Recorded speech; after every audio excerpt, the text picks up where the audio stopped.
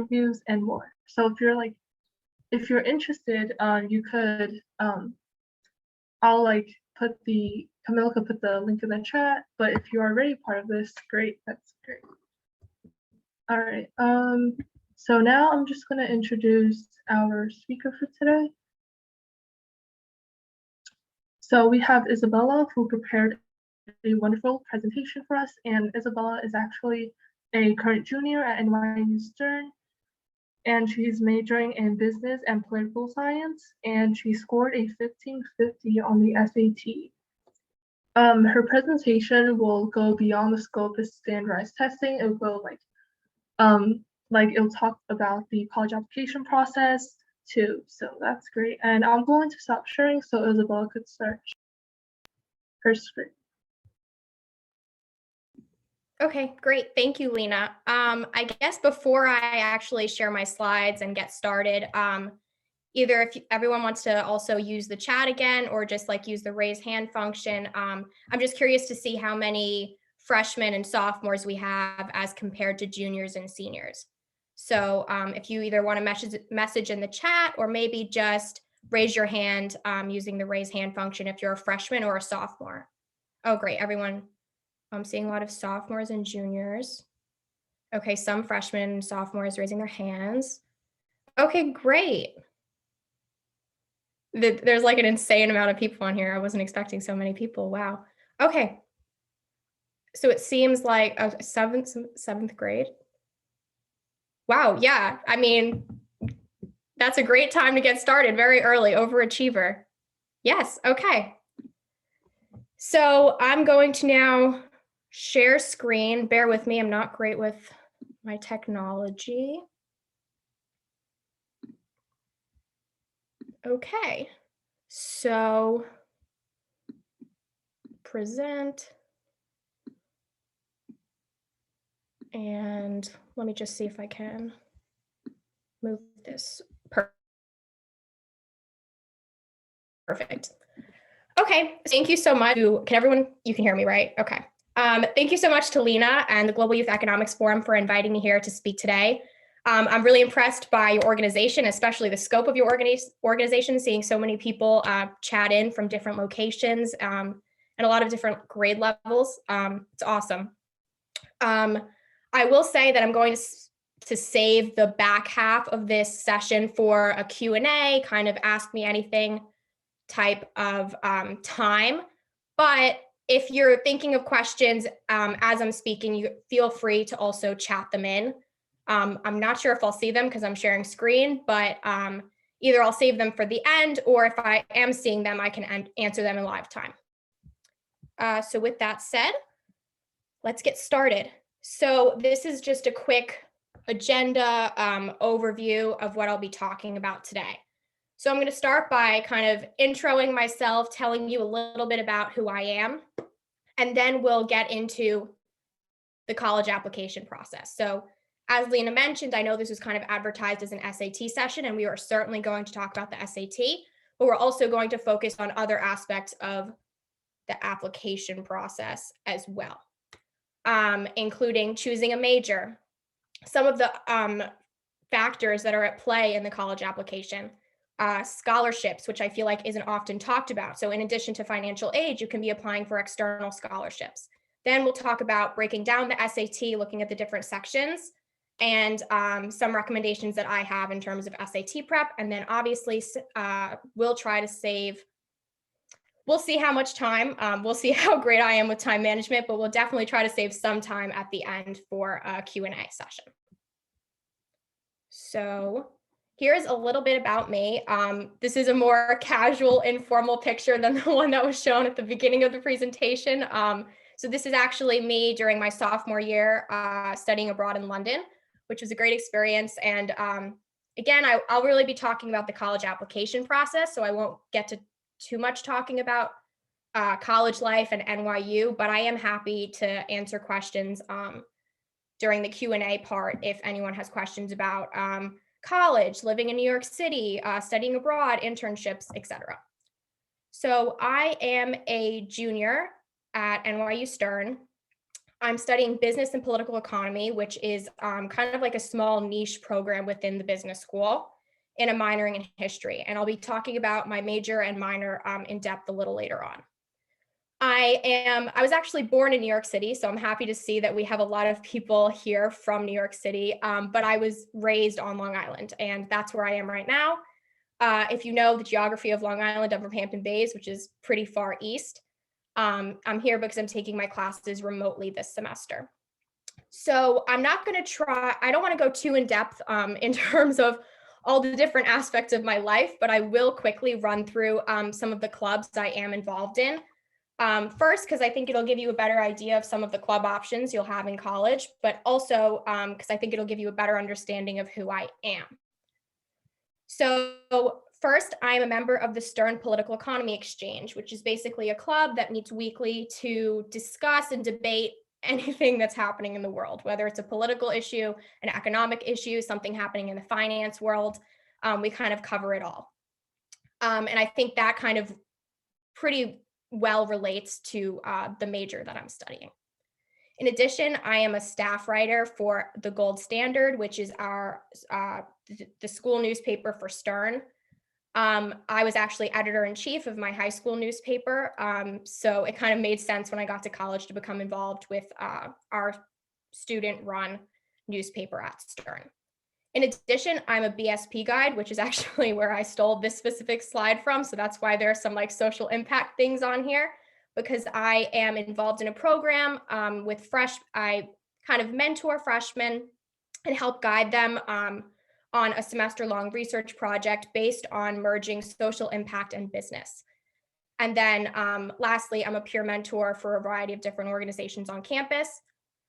In terms of professional interests, I'm looking to go into consulting after graduation. I've held 2 past internships during the past 2 summers with a nonprofit organization that basically we do consulting work for startups that are socially conscious and that are looking for help. And then this summer I recruited for and will be interning at a consulting firm in Chicago that specializes in healthcare called a REIT. So really looking to go into consulting, but I have interest in law and politics and the nonprofit sector as well. And the last thing that I'll highlight on this slide, as I said, I did pull this slide from my BSP guide presentation, and that's why I kind of left the social impact interests on there. But I do want to emphasize kind of like a little bit of an elevator pitch for NYU Stern. One of the things that I love about our business school is that we do put a lot of emphasis on the fact that business and social impact don't have to be mutually exclusive. You can be studying business or econ or STEM, some sort of STEM, and still want to do good and find a way to merge the two. So we have a lot of classes as well as extracurricular opportunities that kind of put the emphasis on, okay, we can find the intersection of business and social impact and sustainability and make it work and make it be profitable. So that's why some of my social impact interests are up there. And then, I have hobbies and my fun fact, but we've talked enough about me, so I'm just going to move on to the next slide. So now we're really getting to the nitty gritty of the presentation. So first, I want to talk about choosing a major. And basically, like the overarching theme of this presentation is going to be that I'll give you a lot of general information and guidance, and then I'll show you how I applied it in my life. And hopefully that'll give you a better understanding of what I'm trying to convey. So first, when choosing a major, you want to identify what you're passionate about, right? You don't want to pick a major and realize that you've hated every single class all 4 years of college, because most likely that's setting you up for a career that you're not going to like either, right? So think about whether you're in 7th grade, like someone joining us today, or whether you're in high school, really about to choose your major. Think about, what classes do I really enjoy? What topics do I like thinking about? What extracurriculars am I involved in? What are my skills? How can I leverage my skills and turn them into a career? That's what I'm trying to talk about when I'm talking about what are your passions. So with that said, I do want to follow that up with think long-term and be practical. So what this means is you want to be studying something that sets you up for a future career that you want. And so here, that's kind of my general advice. And now maybe it'll make more sense once I apply it to myself. So for me, when I was in high school, I realized, okay, some of the things I'm passionate about are politics. I love talking about politics. I love history. I love my history classes. I love writing. I am the editor-in-chief of my school newspaper. I love to write. And I also want to do good. I don't know what that means, but those are the 4 things that I'm really passionate about and that I've identified. So if I were only going based on what I'm passionate about, I would probably be a history major or a political science major. And if that's what you want to be, that is completely fine. I'm not here to tell you differently. But for me, not knowing exactly what I wanted to do in the long term, what kind of career I wanted, just knowing, oh, these are the things I'm interested in. For me, it made sense to say, okay, I like politics. What can I merge with that would give me access to a wide array of career options? And so I looked for programs that would do this. And there aren't a lot of programs like the one I'm in. I know Wharton also has a comparable one, but very few business schools have a program that's so that combines these subjects in the way that ours does. And so finding the BPE program at Stern was really great for me. And it really plays into this idea of thinking long-term and being practical. So because now I'm set up for a variety of different career paths, and 3 years later from my application process to college, I have a better understanding of what I want to do. So I'm quickly going to just share the curriculum sheet for my program that kind of gives you a better idea of what I'm studying. And also, I think it really shows that I've found a way to combine all the things that I'm passionate about into a major that will set me up for a sustainable career. So we have a business core, a politics core, and an econ core. And then liberal arts and social impact are for all of the business students at Stern. So I'll just leave it up for 1 second. I'm doing so much talking. I'm probably going to drink like all this water during the whole session. So this is linked on the slides, which Lena has access to, so she's more than welcome to share them with you. And then also you can find this online. You can just type in NYU Stern BPE curriculum. Oh, great. Okay, awesome. Already back to the presentation. So that's a little bit about choosing your major. So really try to think about, okay, what am I passionate about? And then how do I turn that into a career that's going to be sustainable? Like what major is going to set me up for the career that I want? So for me, it just made sense to throw business into the mix. And I think a lot of the times, if you're unsure, it doesn't hurt to have a business minor, an econ minor to get STEM involved. Okay, so now we're going to move on to the college application process. So there are a variety of different factors that are at play in your college application. So first, the high school GPA. It's great if you have a high GPA. That is awesome. And you can market that when you're applying, and I think that's awesome. But I do want to say that high school GPA has to be taken with a grain of salt because it's subjective to whatever school you're in. Lots of schools have different grading scales and different grading curves. Some schools are out of 4.0, some are out of 100, some have weighted GPAs, some don't. So I think this is something that college admissions officers do have in mind is, okay, we're going to take this with a grain of salt. And the class ranking is similar in that you're being compared to your peers around you. So it'll depend on whether or not you're in a super competitive environment. But this is not to say that if you have a really high class ranking and you have a really good GPA, that it doesn't matter at all. That is great. And that'll really help strengthen your application. For me, I had a good GPA. I was ranked second in my class. I used those things. I leveraged those things, but I also understood the importance of having a high or competitive SAT score for where I'm applying. So you can take, I'm seeing a lot of like notifications over there. Okay. You can take the SAT or the ACT or both. For me, I couldn't tell you anything about the ACT right now.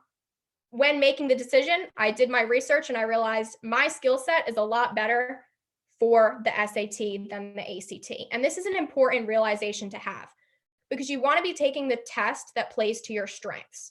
So that's really the first thing you're going to do, is decide, okay, which test am I going to take? Because that's what I'm going to be doing a lot of practice on.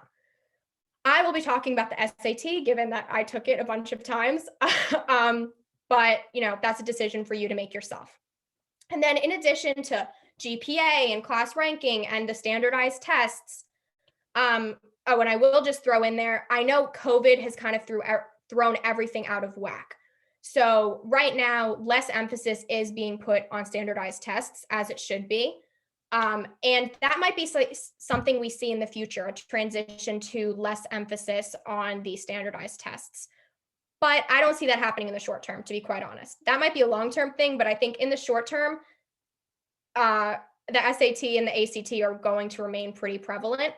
And even if not, why not work to have a really good score? And then that can offset maybe another weakness you have in your application. And then also, now going back to the slide, extracurriculars. So taking 10 AP classes and having a really high GPA and being ranked super high in your class, awesome. That is so great. But if you should really be complementing that with extracurricular activities that show that you're a well-rounded individual and kind of help showcase your personality. So whether that's sports, getting involved in local organizations, playing an instrument, working a part-time job, any of these things also helps to set your application apart by giving you personality and by showing, hey, I can manage going to school and doing some other things as well. Okay, so now we have the college essay. So there are, I don't know if every single college also does the school-specific essay, but I'll be talking about both because NYU does.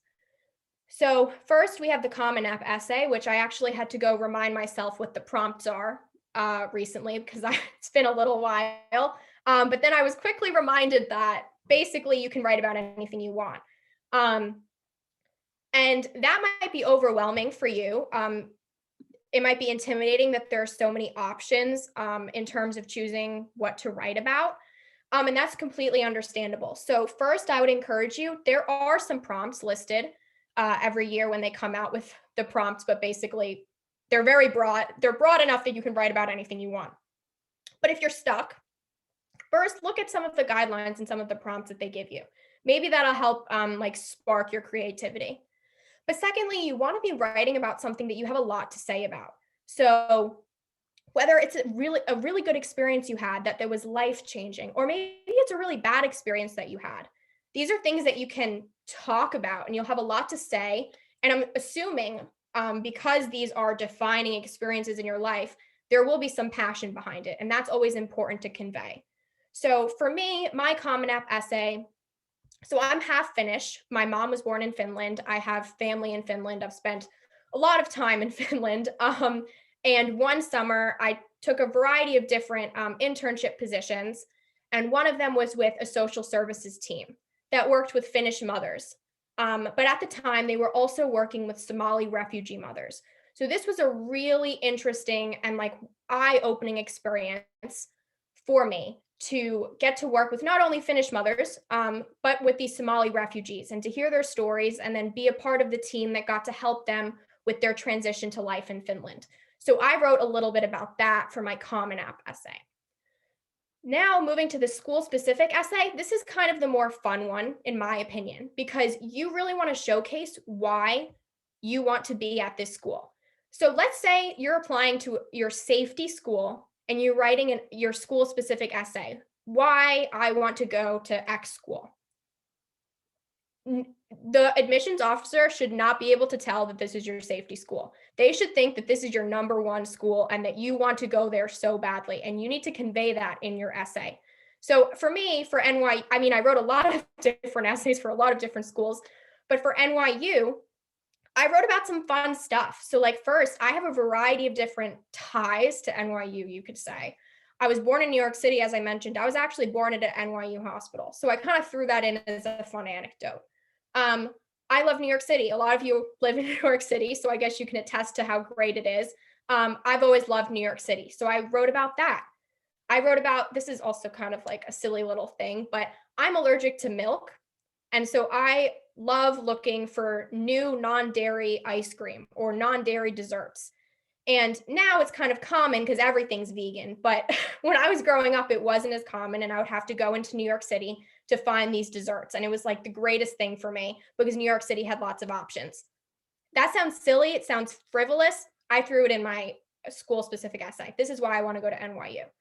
And lastly, one of the main reasons I decided on NYU, and more particularly Stern, the business school, is because of the program I was applying to.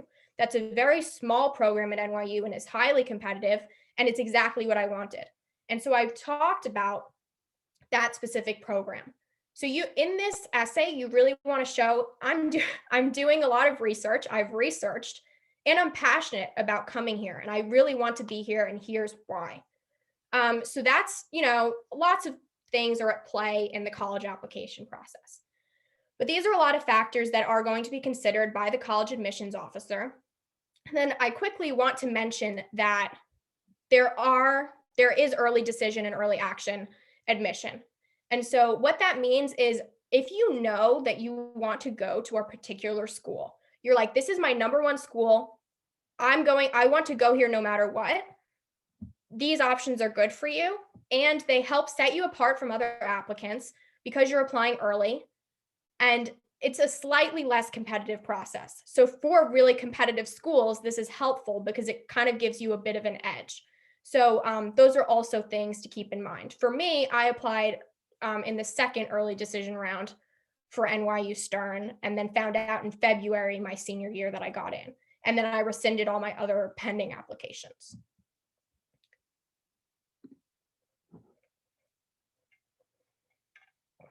Oh my God, I haven't talked like this long in a while. Okay, so now I want to quickly, let's just do a quick time check. Okay. So I want to quickly touch upon scholarships. Also, I don't know if there's anything in the chat. I know I can't see a thing. So if there is, can't see it, I'll get to it in the Q&A. If there isn't, then, just keep thinking of questions and we'll talk about it at the end. Okay, so applying for scholarships, a lot of people don't think about external scholarships you can apply for. Obviously, there's like financial aid and FAFSA for like once you get into your specific school. But in addition to that, you can be looking for scholarships outside. So for me, at my high school, we had like a binder in our guidance counselor's office that no one ever like actually went through. But it has hundreds of different scholarships and how you apply to them. So you can really start looking as early as junior year. I think most of the scholarships will be for seniors, but it doesn't hurt to start looking early because it can be an overwhelming process because you're doing college applications and then you're also completing other application forms for these scholarships.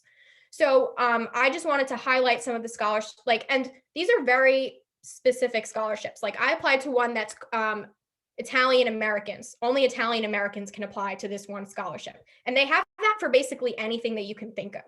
So two of the scholarships I want to highlight that were some of the bigger scholarships that I received, and I still have connections with these foundations, are the Gardner Foundation and then Zonta International. So Zonta International has lots of different awards for women. So I applied to the Young Women in Public Affairs Scholarship and I received it. And I've actually stayed in touch with a lot of the people who helped me during my application process and who awarded me the scholarship.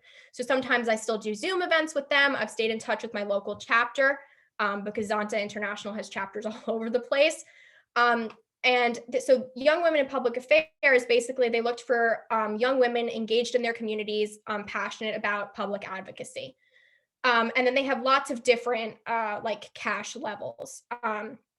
In addition, the Gardner Foundation is another scholarship. I know I saw like one or two people said that they were from Long Island.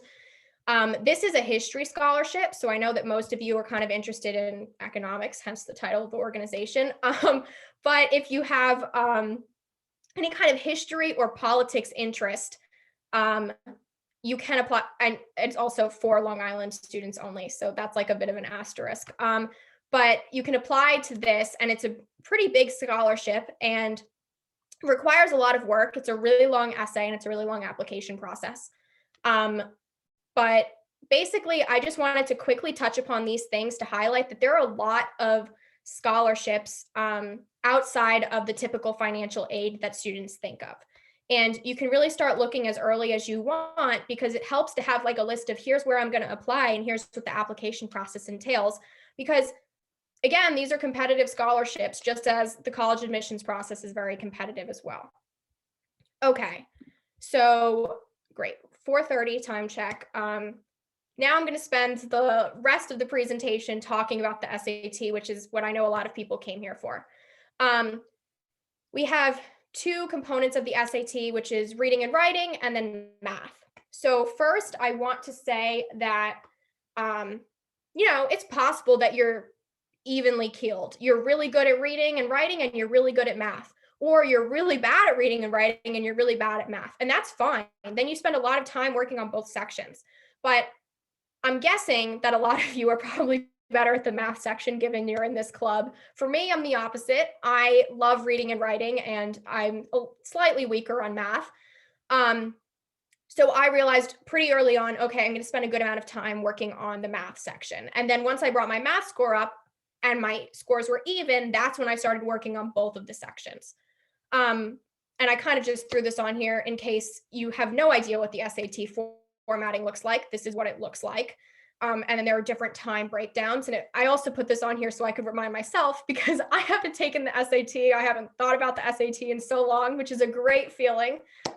Once you're in college and you haven't thought about the SAT in forever, it'll be a really great feeling as well. Okay, so in terms of how to prepare for the SAT, there are so many different people saying so many different things, and it's just a really overwhelming process overall. And I completely understand. I've been there. I sympathize with you. I guess one of the things I would say first off is try not to get too overwhelmed. College applications by themselves are a lot, and putting additional pressure and burdens on yourself is just gonna, it's gonna create way too much stress. And especially with everything going on in the world, especially with COVID right now, I don't want anyone to walk away from this presentation thinking, oh my gosh, now I'm even more stressed than when I started the presentation, because hopefully this is advice that you can implement, and everything is going to be fine. Everything's going to be okay. So please just keep that in mind while I'm throwing all this information at you. It's probably like a little PSA that I should have given in the beginning of the presentation. But not all of this isn't written in stone. Like, these are just things that I have taken away from the process, having done it myself, and being happy with where I am right now. I really love my major. I really love my school, and the process worked well for me. So hopefully just a little bit of my advice will resonate with you, if not more. So in terms of preparing for the SAT, there's a lot going on. Everyone has a different opinion. So let's just kind of go through, some of the things that people recommend. Practice exams. For me, that's the most important thing you can do. The college admissions board, I think, how I was talking about how your high school GPA and your school rank kind of have to be taken with a grain of salt, because it's subjective to who you're like around, what your school is like, etc.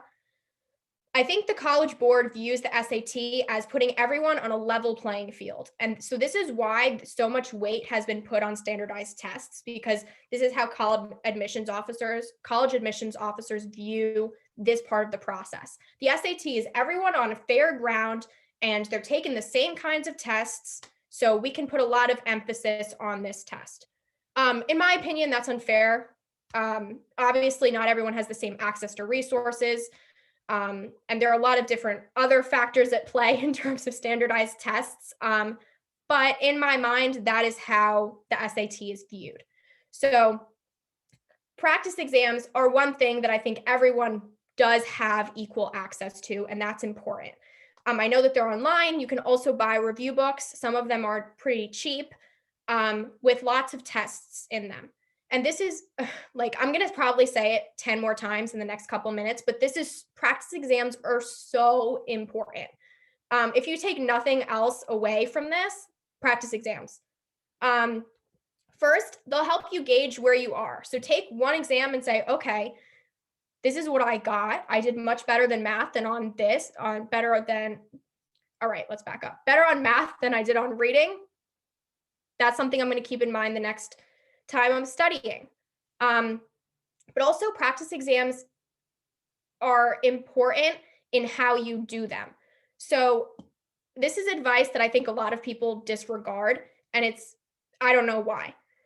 When you're taking a practice exam, recreate test day settings. So don't have your phone, don't have it unless you're using it for a timer, and then don't check it at all.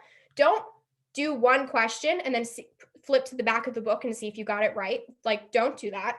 You want to pretend that this is exactly how you're taking the test on test day. And so if you don't finish a section, that's okay. That's how it would be on test day. And now you know, and grade yourself without having finished one of the sections. And then you're able to gauge how you improve, how you're doing over time. And it also tells you where you are right now. And so another really important thing is that you want to understand why you're getting a question wrong. So if you're flipping back and forth, you're just messing up your pace. It's really now it's honestly more of a pet peeve of mine. You really want to take a test in a way that you would take it on test day. And you want to understand why you're getting questions wrong. So look at the question, look at the answer, and think, okay, why did I put the answer that I put? And why is another answer more correct than mine? And you really need to drill this into your head. So practice exams, super important. I know I've kind of everyone's gotten that by now. Moving to review books. There are so many review books out there. I obviously didn't get to try every single one, so I can't, rate them all for you, but I can tell you some of the ones that I used that I think were helpful. Because I am home, I was able to find some of them. So I have them right here. They're all the Erica Meltzer. Yeah. And they have a grammar one. They have what is that one? This is just in general. No, grammar. I guess that one's just a general one. And then they have a reading one. They have a math one. And they break them down and they give you practice questions by the kind of section, which is really great as well. So I'm also going to send it in the chat at the end, but the Erica Meltzer books, I really recommend. There's another book that does the same thing. It has a panda on the cover. I have it written down, so I'll also send it in the chat, but I don't have it anymore because I loved it so much. I gave it to someone else that was taking the SAT a couple of years ago. So I don't have it anymore, but the one with the panda on the cover is also helpful. And you can't really see, but they have practice questions. And then they also have explanations. So in the back of the book, they have the answer. This is show and tell, we're in kindergarten. They have the answer and they have an explanation as to why this is the correct answer. Why is this answer more correct than another answer? That's just super important. So practice exams and understanding why you're getting questions wrong, because that's how you're able to improve. Now, in-person courses and tutoring. I understand that this is an option that less people might have access to for a variety of different reasons. So I think that once you've done all the practice exams, once you've ordered the review books that you're able to, if there are certain topics, if there are certain question types that you're struggling with, that's when you can turn to a tutor who specializes in a specific area. So for me, I actually went to a high school that had a very weak math program. My middle school math teacher was probably the greatest math teacher I've ever had. My high school, not so much. And so my middle school math teacher tutored almost everyone that came out of my middle school in high school in math, and specifically in SAT math. And it was really helpful because there were certain question types that I just was not grasping. And I was able to talk about them with him. And then he was able to better explain to me than the back of the book would. No, this is why. And for math questions, at least for me personally, that's a little more difficult because you have to actually be able to understand, okay, this is when I use this formula and this is what this formula means. This is what these numbers mean. So sometimes it does help to have someone in person explaining that to you. But again, that's an additional option. That doesn't need to be, if you're thinking, oh my gosh, I don't think I'm going to be able to get a tutor, not a big deal. Practice exams you have access to, and that's the most important thing. Lastly, let's see where we are on time. Great, finish in the next 2 minutes, and then I'll move on to the Q&A. Lastly, super scoring should really give you a little bit of comfort in that there's a little bit less pressure on you because you're able to super score. So let's say you take your first test and you do really well on math and you bomb on English. That's okay. And then the next time you take the test, you did so much studying on English that your math score is a little bit weaker. You can pair that math score with that really good English score from the next test and send it to colleges. That doesn't always happen. Some colleges don't let you do that, but some do. And so being able to send your highest test scores to colleges is really great and should just give you a little bit of, leeway in that you can keep improving your scores. And sometimes if one score drops a little bit, it's not the end of the world. So I think I've covered most of my SAT prep here. I've kind of thrown so much information at you. So understandably, if you're overwhelmed, that's okay. I do want to remind you, everything I've said here today is just based on my own experience. So you don't need to take all of it to heart. If I've said something that you completely disagree with, that's okay too. If your method is working, I encourage you to keep pursuing it. So we'll move on to the Q&A. I've also included my email and my LinkedIn on this slide. I'll also message it in the chat while I'm looking for some questions. Feel free to reach out. If there's anything I can help you with, I'd really be more than happy to.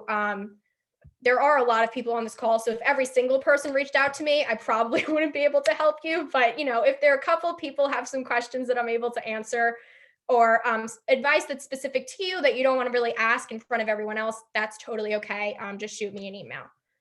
So with that, I'm going to stop sharing.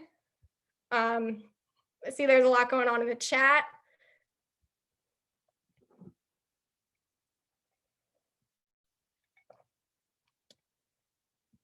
Okay, so class, I think I'm just going to start going through these questions. So class rankings. For us, for my high school, we found out in junior year where we were ranked. And then in senior year, we were told if our class ranking had changed. And that was really communicating with our guidance counselor. So normally that doesn't happen until end of junior year, beginning of senior year, but that is school specific. My Common App essay, I covered that. Somali refugees in Finland is the really short answer. Specific scholarships. Yeah, so I think Zonta is great. I think the Gardner Foundation is great, but those are really specific ones. But you can find lots of, College Panda is, gosh, my brain. Yeah, College Panda was the right book. Thank you, Lena. But scholarships, really ask your guidance counselor, because for us, we had a binder of scholarships that no one even knew about. But if that's not the case, you can also look online for a lot of them. I think Coca-Cola also has like a lot of scholarship opportunities, which I did not apply to, but I remember hearing that later on. Yeah, I think you can take the SAT as many times as you want. Someone answered that in the chat. Thank you. There is a fee that you have to pay. I do not remember how much it is. Also, really good point that there are fee waivers. Guidance counselors know so much. They do so much. So definitely ask your guidance counselor. Someone said in middle school, but I'm not sure what that was in reference to. When did I start studying for the SAT? So I think I started studying earlier than most people. I would say probably sophomore year. But I'm talking to a very overachiever group, so maybe that's not unusual. But yeah, sophomore year around the PSAT, I think you take the PSAT twice. So around the first time I took the PSAT, that's when I kind of said, okay, got to start thinking about this. And the PSAT is a really good resource. It's been so long, so I'm assuming they still offer the PSAT, but that also tells you a lot about where you are and helps you gauge where you stand, and also in a test setting, how, you'll fare. Are there any NYU specific scholarships? If so, I am not sure. I know that there are some scholarships that they just offer you automatically, like that you don't have to apply for. Like for instance, Stern has a Stern scholarship that I think they award to most students, but like the amount that you get awarded depends on how much financial aid you qualify for. Yeah, one SAT without essay is $52, which is, see, this is what I'm talking about, like in terms of access and standardized testing. Um, Also, I think they've completely just gotten rid of the essay. I know they're changing a lot. Any last minute tips immediately before test day or on test day? That's when you need to stop thinking about the test. Like anything you do, like if you want to quickly review, like do a quick read through of like notes you've taken or little reminders that you have that you want to like reinstill in your brain right before the test or the day before, that's fine. But the SAT is it's not like studying for a history test where you have to remember, you want to remember, oh, wait, when did this war happen? It's not like that. Like you can't just, you know, what's the word? Like, I mean, not to scare you, but like I'd say a week before the SAT, that's like, you don't need to do any more prep after that because everything you know, you will know. And at least for me, I get so anxious that like the day before, the day of, it's just like trying to distract myself. So maybe watch a good TV show is what I would say. Yeah, I would say 3 times is 2 or 3 times, 2 to 4 times maybe is how many times you would take the SAT. How did I start looking for colleges? Okay. That's a good question. That's a pretty broad one. I basically decided where do I want to live, and I said big city. So I looked at a lot of schools in New York City. I looked at a lot of schools in Boston. And I say like Northeast is where I applied to most schools. DC, I applied to Georgetown. Yeah. Yeah. Do you recommend taking the PSAT? I think it's a great way to gauge where you are. As I said before, for us, I think it was required. Actually, it was required, but most people would skip the day. What do you think made you stand out in terms of extracurriculars? Okay, so some schools actually have interviews. So some colleges have interviews. NYU Stern, they don't. But I can talk about, I did so many interviews. So I can talk a little about how to stand out in that interview, because I think highlighting extracurriculars is really great in that they showcase your personality. So for me, it's going to sound like I did so many extracurriculars just because I'm like listing them off right now, but they were all because I actually enjoyed doing them. Like none of them were like, oh shoot, I need something for my college application process. Like I got to get involved. Like not really. I played softball, I played tennis. As I mentioned, I was the editor in chief of my high school newspaper. I was a very small high school. I also was the vice president of National Honor Society. I was the president of Recycling Club. So I was kind of involved in like a wide array of different activities,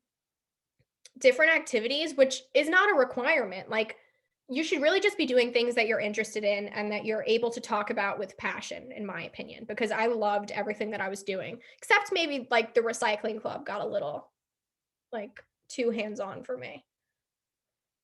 You should take it at least twice. Someone has like a lot of good comments in here. Yeah. I would say that's right. In the spring of your junior year and the fall of your senior year, the senior year is a little risky. I think I took the last SAT this summer before my senior year, and I wasn't even planning on doing it. I was like, you know what?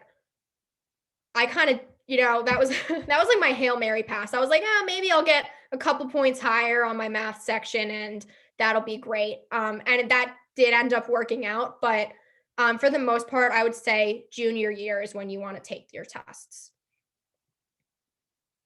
Someone said, what score did you get the first time you took the SAT? The first time I took the PSAT, I got it. Well, I don't want to say comparable to the score that I eventually got. I got a very low score. I got a 1200 in sophomore year. So I think that should be encouraging if you're worried about where you're testing now. Yeah, I was supposed to take the PSAT, but they canceled due to COVID. COVID is throwing everything out of whack, but I would say you can still take your tests. You can still take practice tests at home, like I've said 100 times now. And a little less emphasis is being put on standardized tests right now. So really try not to worry about that. Oh, awesome. Can you speak a little bit about the environment at NYU? Yeah, so for me, it was kind of like a no-brainer in that I wanted to go to NYU. It was the first college tour that I went on and I fell in love. I absolutely loved it. As I talked about, the program at Stern was really specific to what I wanted. And I mean, I've loved it. So that program was like a really big deciding factor. I liked that NYU was in a big city. It was in New York City specifically. And I like the emphasis. I went to a high school on Long Island. So if you know Long Island, you know it's not, for the most part, a very diverse place. So I loved that NYU put so much emphasis on diversity and has so many international students. And I found that has held true in every single class that I've been in. You just have a diverse array of backgrounds and people and perspectives. And I really love that about NYU. Yeah, I don't know if every single time I finished the SAT on time, but yes. That question, sorry, I didn't realize that you don't know where I am in the questions. It says, were you able to finish the SAT on time? With many schools going test optional, do you think students should still take the SAT? I think that depends on you individually. And this is kind of like the transition I was talking about, like into this transition on putting less emphasis on the SAT.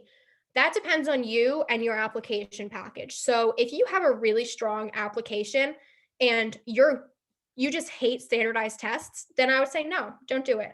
But if you're one of those people that does a really good job at standardized tests and they don't freak you out, and maybe your class rank isn't where you want it to be, or your GPA isn't where you want it to be, or you weren't able to get involved in as many extracurriculars as you want, then you can definitely consider taking a standardized test like the SAT and opting into it. Khan Academy, yeah. I think everyone loves Khan Academy. How many schools should you apply for? I applied to so many schools and then ironically enough rescinded almost every application because I got in early decision to NYU. So there's no right answer. At our school, they charged an application fee, like for the guidance counselor. Like the guidance counselor took a little bit of money every time you put in an extra application, which was ridiculous. But I applied to a lot of schools. I would say, you definitely want to have some reach schools, like your dream schools. Then you also want to have some safety and then some target. So maybe that's 2 each in each category. That's just, a random number that I just chose. But okay, we're getting to the bottom of the chat. Do you recommend students apply to 5 schools as opposed to more for better chances to get into your dream school? Do you recommend students apply to 5 schools as opposed to more? I'm not really sure. Emma, if you want to clarify what you mean by that question, I'm not quite sure. I think the more skewed, the better your chances are. So apply to as many as you can. But if there are certain reasons that you can't apply to as many, then you definitely want to have enough target schools. I think target are the most important. Well, I guess safety would be the most important. But you definitely want to be able to apply to some reach schools. Should you take the SAT even if you have a strong application?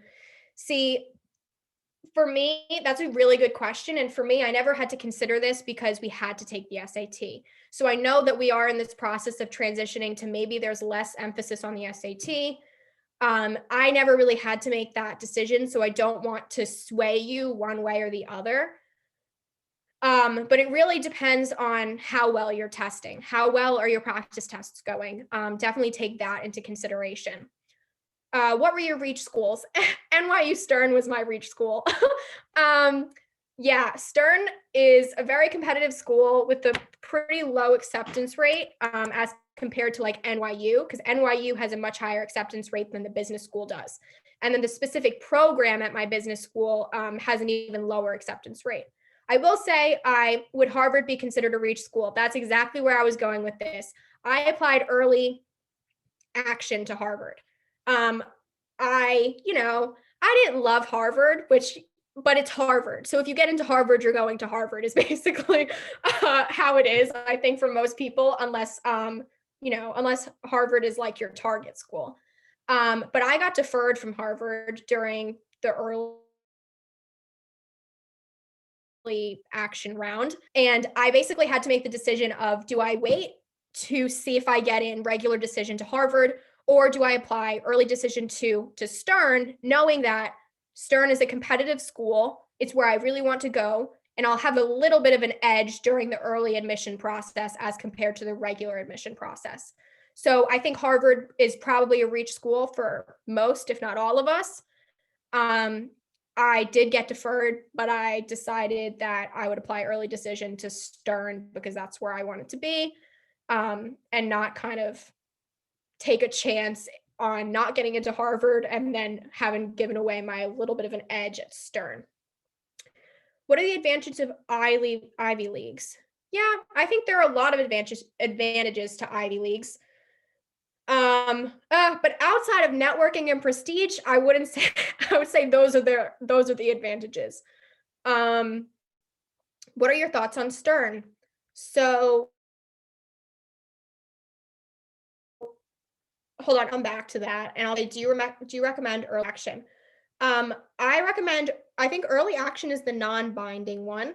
But I recommend any kind of early admissions process if you have your heart set on a school. If you're thinking, man, if I get into this school, I'm definitely going there, then do early admissions, especially because it gives you a leg up on some of the other applicants who are not doing that. Okay, so we have 4 minutes left. So if there are any other questions you want to throw in the chat, feel free. But I'm thinking I'm going to end on what are your thoughts on Stern and internships in New York City. So, okay, internships, I would say I didn't do, like, the only internships I did in high school were in Finland. So I don't really know any high school opportunities that exist in New York City. But I know in terms, first, with COVID, almost everything is remote. Like, for instance, my consulting internship this summer, I'm going to Chicago anyway because I need to get out of New York, but it's remote. So like almost all internships right now have the opportunity to go remote, which I think is good because it gives you the opportunity to apply to a lot more internships than you normally would. In high school, I wouldn't put too much emphasis on finding a really good internship. Maybe just look for something that's really interesting to you. For me, I love politics. So if I'm going to recommend anything, I'm going to recommend getting involved in the mayoral race because I know that they are looking for interns on lots of different campaigns. And some of them pay, which is great because not a lot of political internships pay. So now, we have 2-3 minutes left. I'm just going to talk about NYU and Stern a little bit.